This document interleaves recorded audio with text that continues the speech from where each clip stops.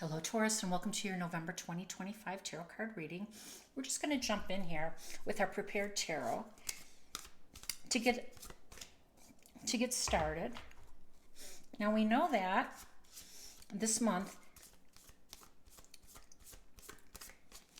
we have a lot of retrogrades. And we're going to talk about that in a minute. But let me go ahead and get some clues from tarot. Four of Swords.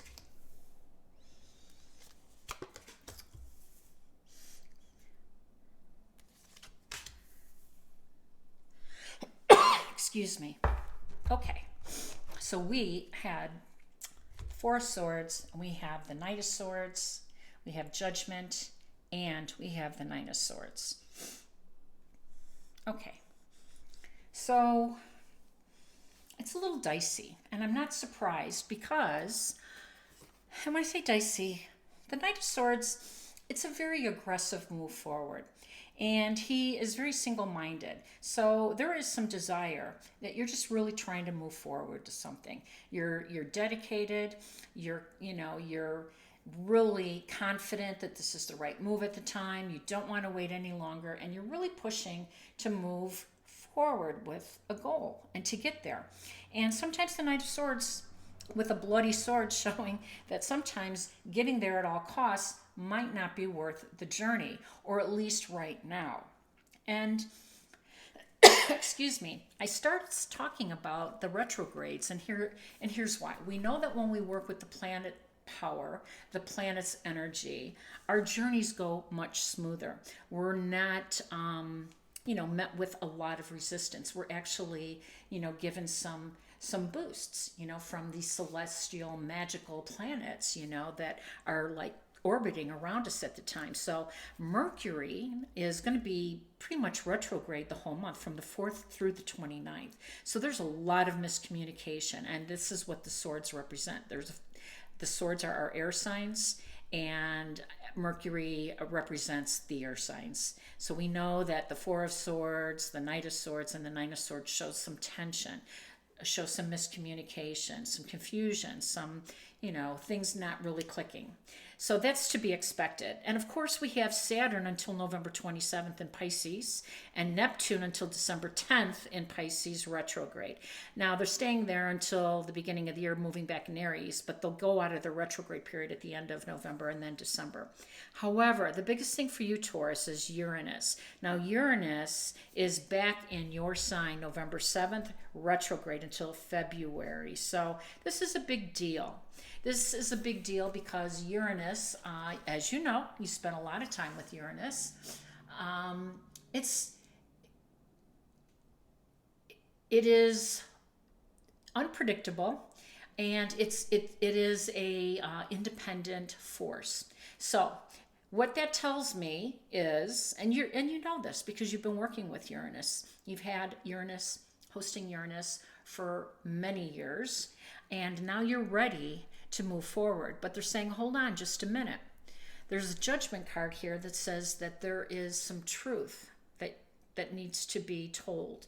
There's some information that needs to be reconciled, some facts, some unfinished business. That's what the judgment card is. Now, the judgment card is really Archangel Gabriel inviting, souls up to ascend.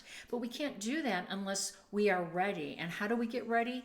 By taking care of any unfinished business, by letting go of our karma, by closing out some energies that no longer support our growth on a personal, spiritual, or even emotional level. And that's really what's happening for you right now. So that's what this tension is. But let's talk about the Four of Swords for a minute. Now, the Four of Swords is you gaining some peace. And I like that. This is you just kind of, saying, you know what, November is just going to be, another month that a lot of retrograde is happening. And two, for us in the Northern Hemisphere, we're going through daylight savings time, which means we're rolling our clocks back. And in order to remember which way to set our clocks in spring and fall, we have a saying, it's fall back, so that we know that we have to push that clock back. And when you talk about falling back, it's like revisiting something, and that really is of an energy that coincides with all of these planets right now. So, excuse me, our time, the sun is saying we're going to fall back, we're going to rest, we're going to restore, we're going to revisit. And it's not time to push ahead at all cost with this bloody sword. Now, that doesn't mean that everything that you've been working on and all of your plans go away. What that means is we have to be patient, and we have to adjust with the energy that's in front of us. So I do want to talk about Mars, though, entering Sagittarius, because that's going to help you with your joint resources. So for some of you, I think you've been tied up here with another individual.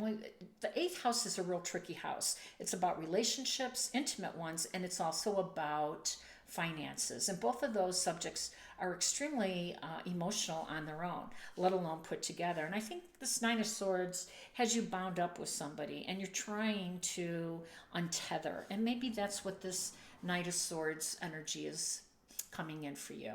This Knight of Swords energy is going to help you untether from this commitment, from this certain aspect of your joint resources, whether you have shared loans, whether you tied in with a mortgage or rent, or business proposition, whatever that is for you, it's causing some tension. And in order for you to move on from this and to move forward, you're going to have to take care of this. Okay, let's see if we can get some additional cards here. What else do we have for Taurus for November?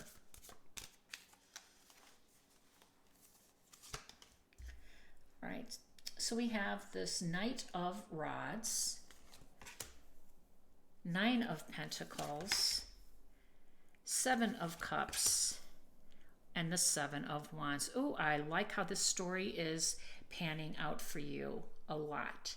So yeah, let's talk about that. So right away, I see this 9 of Pentacles, and we talked about untethering, releasing, surrendering, getting rid of, coming to terms with, a contract, coming to terms with an account, a financial arrangement, breaking away from it. And that's what the 9 of Pentacles indicates. Now, the 9 of Pentacles is independent money. It's independent finances.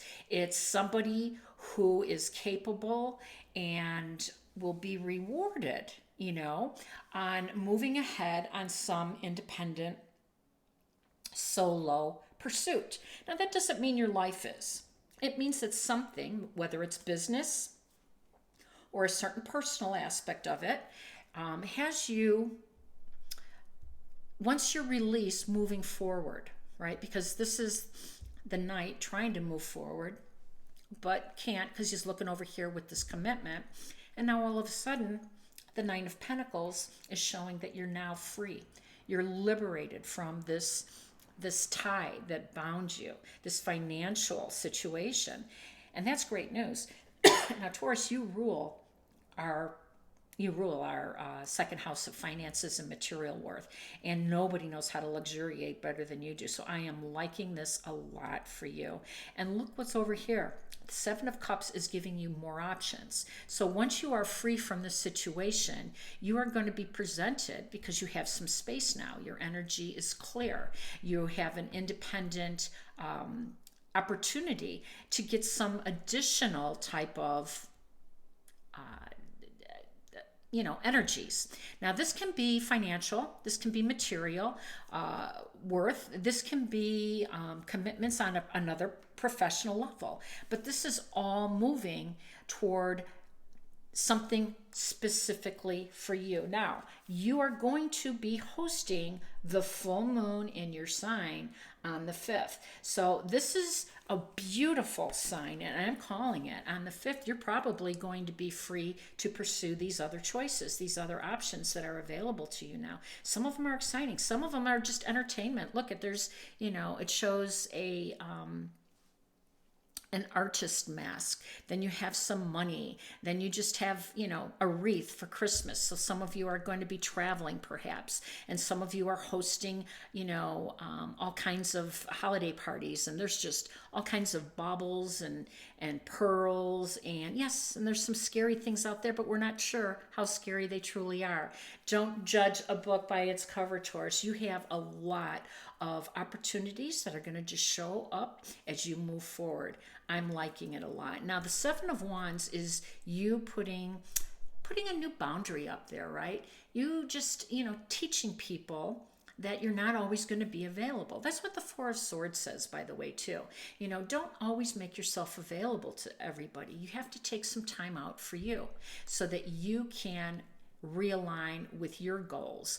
And that your full moon is coming into your sign on the 5th tells me that this is going to shine a light on all of the hard work you've been doing over the 6 months to get on the other side of that, to be more independent. And then, yes, to learn the lessons, you're going to be putting up some new boundaries. This is safety. This is security. This is your prosperity, and this is your effort. I'm loving this. Let's see if we can get one more message from your spirit guides before closing out our reading.